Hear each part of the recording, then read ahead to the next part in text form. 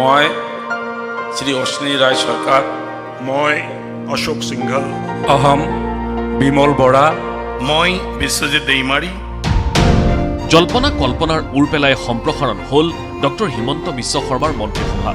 মই জয়ন্ত মল্ল বৰুৱাই, মই কৌশিক ৰায়, মই কেশৱ মহন্ত, আমি কৃষ্ণেন্দু পাল।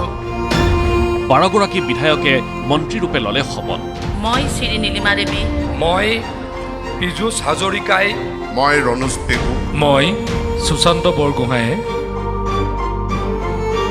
এইবাৰ 102গৰাকী মিত্ৰজোঁটৰ বিধায়ক জয়ী হৈ অহাত মন্ত্ৰীসভা গঠনৰ বেলিকা স্বাভাৱিকতেই বহু আগপিছ চাই আগবাঢ়িবলগীয়া হ'ল মুখ্যমন্ত্ৰী ডক্টৰ হিমন্ত বিশ্ব শৰ্মা।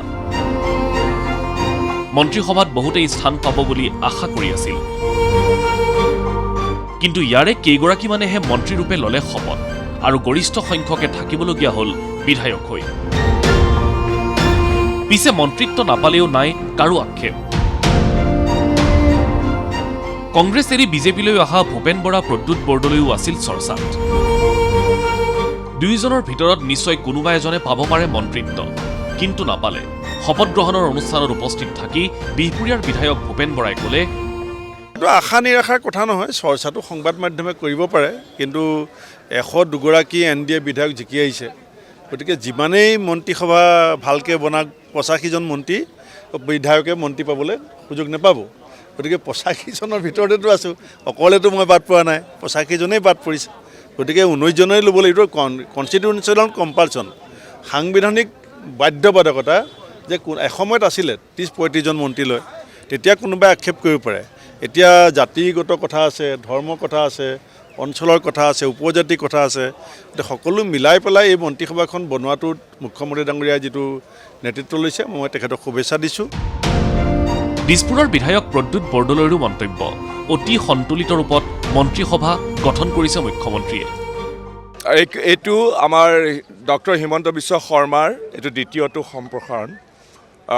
স্বাভাৱিকতে আটাইকেইজন বৰ দক্ষ বুলিয়েই জনাজাত, যিকেইজনক নতুনকৈ কৰা হৈছে।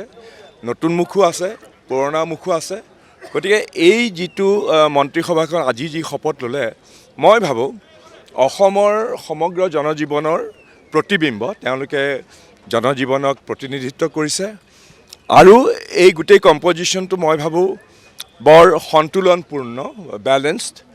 তেওঁলোকৰ অভিজ্ঞতাও আছে আৰু যুৱ উদ্দীপনাময় এই মন্ত্ৰীসভাখন হ'ব। গতিকে মোৰ মনত অকণো সন্দেহ নাই। আনহাতে এইবাৰ মন্ত্ৰিত্বৰ পৰা বঞ্চিত হ'ল বিজেপিৰ জ্যেষ্ঠ বিধায়ক প্ৰশান্ত ফুকন আৰু বিধায়ক ৰূপেশ গোৱালা। শপত গ্ৰহণ সমাৰোহলৈ আহি মন্ত্ৰিত্ব এক অলংকাৰ, আজি আছে কাইলৈ নাই বুলি ক'লে বিধায়কদ্বয়ে। চাওক, এইবিলাক কথা হ'ল মাননীয় মুখ্যমন্ত্ৰী মহোদয়ে গাড়ীখন চলাইছে, তেওঁ গাড়ীখন চলাব দিয়ক। তেওঁ কেনেকৈ চলাব? তেওঁ গাড়ী ষ্টেঙত বহি থাকিব, মই পিছফালে বহি ক'ম ব্ৰেক মাৰক, গিয়েৰ চেঞ্জ কৰক। এইবিলাকতে ৰাজনৈতিকভাৱে যথেষ্ট অসুবিধা হয় আৰু তেখেতে যেনেকৈ চলাব আৰু দক্ষ মুখ্যমন্ত্ৰী খুব সুন্দৰকৈ চলাইছে আৰু সেই ব্যৱস্থাটোকে আমি তেওঁক সৈনিক হিচাপে লগত থাকি অসমখন ভাল কৰাখনৰ ব্যৱস্থা কৰিম। চাওক, এইবিলাকতো অলংকাৰহে, আজি আছে কালি আকৌ আহিব, আজি যাব, এই এনেকুৱা। গতিকে এইবিলাক আক্ষেপ কৰি কিবা লাভ আছে জানো? 102জন জিকিছে, তাৰ মাজত যাৰ কপাল ফুলে, তো গতিকে আক্ষেপ কৰা একো নাই। টাই আহোম জনগোষ্ঠীৰ প্ৰতিনিধিৰূপে এইবাৰ মন্ত্ৰীসভাত অন্তৰ্ভুক্ত হ'ব বুলি চৰ্চা হৈছিল নাহৰকটীয়াৰ বিধায়ক তৰংগ গগৈৰ নাম, কিন্তু তৰংগ গগৈৰ পৰিৱৰ্তে ডিমৌৰ সুশান্ত বৰগোহাঁই মন্ত্ৰীসভাত অন্তৰ্ভুক্ত হ'ল। অসমৰ আগন্তুক ৰাইজে দেখা পাব খুব কি ধৰণৰ মুখ্যমন্ত্ৰীয়ে কাম কৰিছিল আৰু এই মন্ত্ৰীসভাখনে খুব ধুনীয়াকৈ পৰিচালনা কৰিব আৰু অসমখন আগুৱাই লৈ গৈ থাকিব। জনগোষ্ঠীয় প্ৰতিনিধি হিচাপে আপোনাৰ নামটো যথেষ্ট চৰ্চাত আছিলে। চাওক, দলীয় কাৰ্যকৰ্তা হিচাপে বিধায়ক দ্বিতীয়বাৰৰ বাবে হৈছোঁ, মোৰ কাৰণে সেইটো ডাঙৰ আশীৰ্বাদ। আৰু মন্ত্ৰী হওক নহওক চবেই ৰাইজৰ কাৰণে কাম কৰিব লাগিব। হিমন্ত বিশ্ব ডাঙৰীয়াই সকলোকে লৈ আগবাঢ়ি গৈ আছে। মই ভাবোঁ গোটেইকেইজন সুশান্ত বৰগোহাঁই ডাঙৰীয়া আজি আহোম জনগোষ্ঠীয় মন্ত্ৰী পাইছে, খুব আমাৰ অভিজ্ঞ ব্যক্তি, মোতকৈ ছিনিয়ৰ হয়। নিশ্চয় এজন অভিজ্ঞ ব্যক্তি মন্ত্ৰী দিয়া হৈছে আৰু সকলোৱে ভাল ধৰণে কাম কৰিব। এইবাৰ মন্ত্ৰীসভাত অসম গণ পৰিষদৰ 2গৰাকী বিধায়কে পালে স্থান। সেয়েহে অত্যন্ত আনন্দিত অগপৰ জ্যেষ্ঠ নেতা সাংসদ ফণীভূষণ চৌধুৰী। মাননীয় মুখ্যমন্ত্ৰী ডাঙৰীয়াই আমাক 2গৰাকী মন্ত্ৰিত্ব প্ৰদান কৰিছে, তাৰ কাৰণে আমি মুখ্যমন্ত্ৰী ডাঙৰীয়াক আমি ধন্যবাদ জ্ঞাপন কৰিছোঁ। চৰকাৰখনক লৈ কেনেকুৱা আশা কৰে? নাই, চৰকাৰখনক লৈ আশা আমি নিশ্চয় ইতিবাচক আশা আমি কৰিব লাগিব, কাৰণ ইয়াৰ পূৰ্বেও দেখা গৈছে যে হিমন্ত বিশ্ব শৰ্মা ডাঙৰীয়াৰ যোৱা 5টা বছৰীয়া কাৰ্যকালত তেওঁ যথেষ্টখিনি উন্নয়নৰ দিশত আগবঢ়াই লৈ গৈছে। মই ভাবোঁ এই যি উন্নয়নৰ ধাৰা, এই উন্নয়নৰ ধাৰা আৰু অধিক ত্বৰান্বিত হ'ব আৰু অসমৰ জনসাধাৰণ অধিকভাৱে উপকৃত হ'ব। মন্ত্ৰিত্ব নাপালেও বিজেপি বা অগপৰ আন কোনো বিধায়কৰ নাই কোনো আক্ষেপ। সকলোৰে আশা মুখ্যমন্ত্ৰী ডক্টৰ হিমন্ত বিশ্ব শৰ্মাৰ নেতৃত্বত অসম আগুৱাই যাব দ্ৰুতগতিত। একদম অকণো আক্ষেপ নাই। আমি মাননীয় মুখ্যমন্ত্ৰী মহোদয় বলিষ্ঠ নেতৃত্বত বিগত 5 বছৰত প্ৰত্যেকজন বিধায়কে আমি মন্ত্ৰীৰ দৰে সন্মান পাইছোঁ, মন্ত্ৰীৰ দৰে কাম কৰাৰ সুযোগ পাইছোঁ, আৰু বিশেষকৈ মুখ্যমন্ত্ৰীগৰাকী যি আমাক সহযোগিতা লাগে সেই সহযোগিতা আমি লাভ কৰিছোঁ। সেইকাৰণে খুবেই আনন্দিত মুখ্যমন্ত্ৰী ডাঙৰীয়াৰ।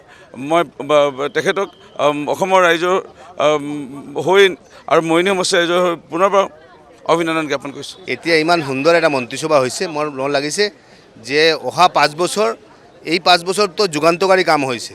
অহা 5 বছৰ মই ভাবোঁ যে ভাবিব নোৱাৰা কাম হ'ব, কাৰণ এইটো মন্ত্ৰীসভা আৰু মাননীয় মুখ্যমন্ত্ৰীৰ নেতৃত্বে সেইবোৰো কাম কৰিবলৈ এখন মন্ত্ৰীসভাই সক্ষম হ'ব। আৰু আমি অভিনন্দন জনাইছোঁ 12গৰাকী মন্ত্ৰীকেই, যাতে অসমৰ ৰাইজে যি তৃতীয়বাৰৰ কাৰণে আমাক মেণ্ডেট দিছে যে অসমখনৰ ভৱিষ্যত সুৰক্ষাৰ কাৰণে মন্ত্ৰীসকলে যাতে ভালকৈ কাম কৰি অসমৰ জনসাধাৰণৰ আৱেগ অনুভূতিবিলাকক যাতে পূৰণ কৰিব পাৰে, তাৰ কাৰণে হিয়া ভৰা অভিনন্দন জনাইছোঁ। মই আশাবাদী অসমৰ অন্যতম ভূমিপুত্ৰ মৰাণ মটক জনগোষ্ঠীৰ কোনোবা এজন ব্যক্তিক নিশ্চয় অদূৰ ভৱিষ্যতে মন্ত্ৰিত্ব পাব। আৰু আমি আশা কৰিছোঁ যে এখন শক্তিশালী মন্ত্ৰী পৰিষদে আগন্তুক দিনত অসমৰ উন্নয়নৰ কাৰণে, বিকাশৰ কাৰণে মুখ্যমন্ত্ৰী ডক্টৰ হিমন্ত বিশ্ব শৰ্মা ডাঙৰীয়াৰ নেতৃত্বত সকলোৱে একেলগে কাম কৰিব। News desk ND24।